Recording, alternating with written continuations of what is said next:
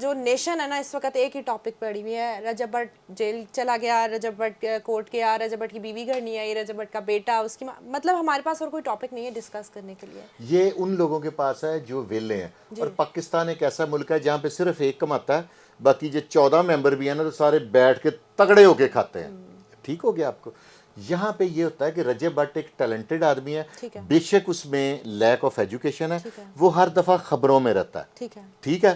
اب ایک سوال ہے میرا کہ رجب بٹ کی وائف کی اور اس کی مدر کی, یعنی کہ ساس اور بہو کی جو کنورسیشن ہے وہ لیک ہو گئی. How it is possible? دونوں کی مرضی کے بغیر ہو سکتی ہے؟ یہ ایک سٹنٹ ہے.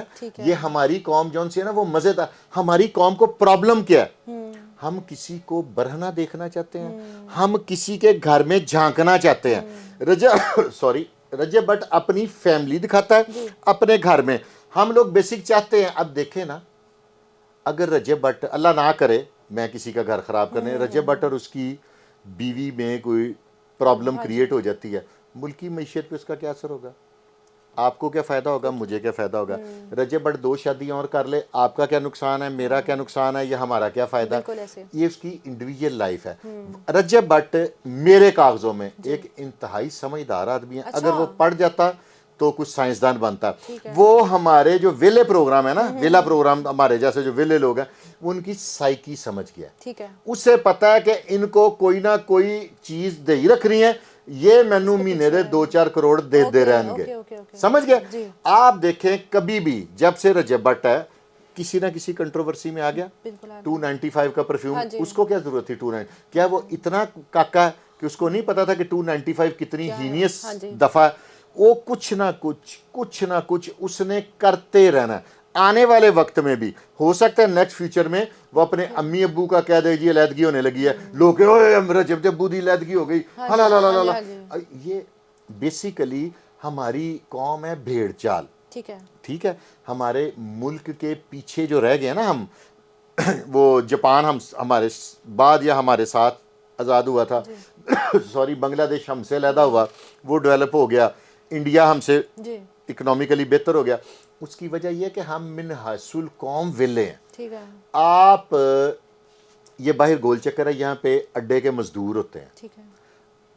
اڈے کے مزدور سے آپ مزدور لینے چلے جائیں نا, ویسے آپ اس سے پوچھیں گے نا, وہ کہے گا کہ یار یہ نا دیہڑی نہیں لگی 3 دن. تو آپ اسے کہیں گی وہ کہے گا نہیں پہلے کام دسو کی ہے, دوجی منزل تے تو نہیں جانا فلانے. اچھا میں دیہڑی نہیں, میں نہ ٹھیکہ لواں گا. ایک میں اور عجیب سوال کروں, میری وجہ سے آپ بھی کنٹروورسی میں نہ آ جائیں, اگر آپ اجازت دیں تو پھر میں کروں. میں نے کینیڈا تھوڑے دن پہلے اپنے ایک دوست سے فون پہ بات کی. میں نے اس سے بات کی, میں نے اس کو کہا کہ کوئی بات کی, تو میں نے کہتا شاہ صاحب اے پاکستان نہیں ہے جتھے لنگر یا چیریٹی ملتی ہے, کہندا اتھے کر کے کھانا پیندا. ہمارے ملک میں میرا اپنا پوائنٹ آف ویو ہے, ان کو کچھ نہ کہیے گا تو مجھے بھی معافی کر دیجیے گا, کہ ہمارے ملک میں چیریٹی میری سوچ ہے کہ بند ہونی چاہیے. ہوتا بھلا کیا؟ آپ یہاں پہ گول چکر پہ بیٹھے ہیں, ثواب سمجھ کے ایک گاڑی آئے گی, اس کو کسی پیر بابے نے بتایا ہوگا کہ انے بندیاں نوں روٹی کھوانی, وہ پیکٹ بنائے گی بریانی کے, یہ مزدور لائن میں لگ جائیں گے, سب لے لیں گے. آدھے گھنٹے بعد ایک اور آ جائے گی, وہی مزدور دوبارہ لگ جائیں گے, وہ کچھ شام تک 9 پیکٹ اکٹھے کر لیتے ہیں. میں ڈیلی یہ کیمرے میں سے واچ کر رہا ہوتا ہوں. ایک پیکٹ وہ کھا لیتے ہیں, باقی گھر. ہمارے یہاں پہ کئی ایسی کلاس ہے جو صرف جن کا زندگی کا مقصد ہی روٹی ہے. آپ آج چیریٹی بند کر دیں, ہر بندہ کام پہ لگ جائے گا. یہ بات میں سیریس. ہمارے یہاں پہ کیا ہوتا ہے کہ میری لگی دیہڑی, میں نے آپ سے بھی پیسے لیے باہر بھیجنے کے لیے, بھائی جان سے بھی لیے, ان سے لیے, فراڈ کر لیا. اس کے بعد اب میرے اندر کا چور تو موجود رہے گا نا, وہ تو کہے گا کہ فرقان شاہ جی تسی لٹ لیا دنیا نو. میں پھر اپنے آپ کو بخشانے کا ایک طریقہ ہے کہ ایک مسجد بنا دوں گا, ایک ڈسپینسری اور ایک لنگر خانہ. وہ پھر ہاں اوپر بچی اچھی حاضہ من فضل ربی لکھ دوں گا گھر کے باہر اور ادھر. یہ بیسیکلی یہ چیریٹی ختم کرنی چاہیے. آپ کی اس بات سے مجھے بھی ایک بات یاد آئی, رمضان میں لوگ بہت چیریٹی کرتے ہیں. میں نے ایک اپنی آنکھوں دیکھا حال ہے, ایک فیملی کھڑی تھی, ان کو ایک راشن فیملی دے کے گئی, بوریاں وغیرہ ہر چیز تھی. انہوں نے وہ پیچھے چھپائی, پھر آ گئے, پھر چھپائی, پھر آگے, وہ پھر آگے جا کے سیل کرتے ہیں, اور جو حقدار ہوتے ہیں ان کا حق مارا جاتا ہے. حقدار جون سے ہے نا, میں آپ کو بتاتا ہوں, کچھ لوگ ہوتے ہیں ڈیزرونگ. جی. ہمارے یہاں پہ بیگنگ سسٹم اتنا کامیاب ہے کہ پچھلے دنوں ہمارا بزنس لم پہ تھا جی. تو ہماری مارکیٹ یونین کی میں بھی اس کا حصہ تھا, تو میں نے اس وجہ سے ان کو کہا کہ یار ایک کام نہ کریں, جی.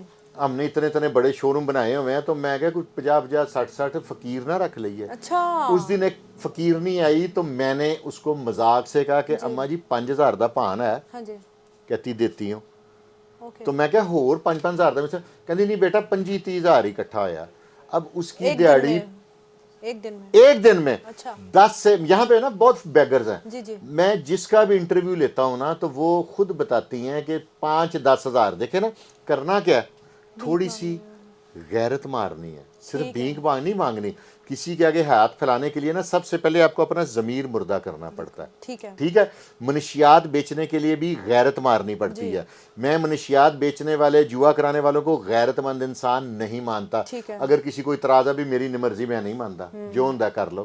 یہ جو چیزیں ہیں نا یہ چیزیں غیرت ہی صرف مارنی ہے, تو لوگ اس کو غیرت مارنا. اب جو ایک مزدور ہے آپ نے دیکھا ہوگا کہ شام کے ٹائم بیلچا کندھے پہ رکھا اور آگے جی دیہڑی نہیں لگی, اور کئی دفعہ میں ان کو کہتا ہوں کہ اچھا ایویں جان کے میں کہوں گی یار مٹی سدھی کر دیو تو تینوں میں 500 روپیہ دینا. باؤ جی ویسے دینا تو دے دیو نہیں تو میں چلنا. یہ کام کرنا نہیں چاہتے. کام کریں نا, یہ چیریٹی کی وجہ سے بڑے لوگ بھوکے ذلیل ہو رہے ہیں, کام نہیں کر رہا کوئی. وہ ان کو عادت پڑ گئی ہے. میرے ایک ریلیٹیو ہے ان کی بنگلہ دیش میں نا مل ہے.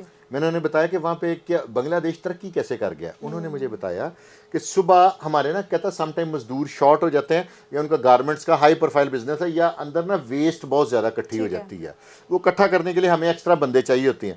کہتا ہمیں گیٹ کا دروازہ کھولتا ہے ہمارا مینیجر, اور وہ کہتا ہے کہ 5 بندے اندر آ جاؤ. کہتا آج تک کسی نے نہیں پوچھا کم کی کرنا ہے, پیسے کی دیو گے. وہ کہتا اس طرح بولتے ہیں شاب 5 کے 6, تو میں کہتا ہوں 6واں بھی ہو گیا کہ شاب مجھے بھی لے جاؤ. کہتا 5-6 بندے اندر آئے, ان کو ہم نے بتانا یہ کر دو یہ کر. انہوں نے تب بھی اجرت نہیں پوچھنی.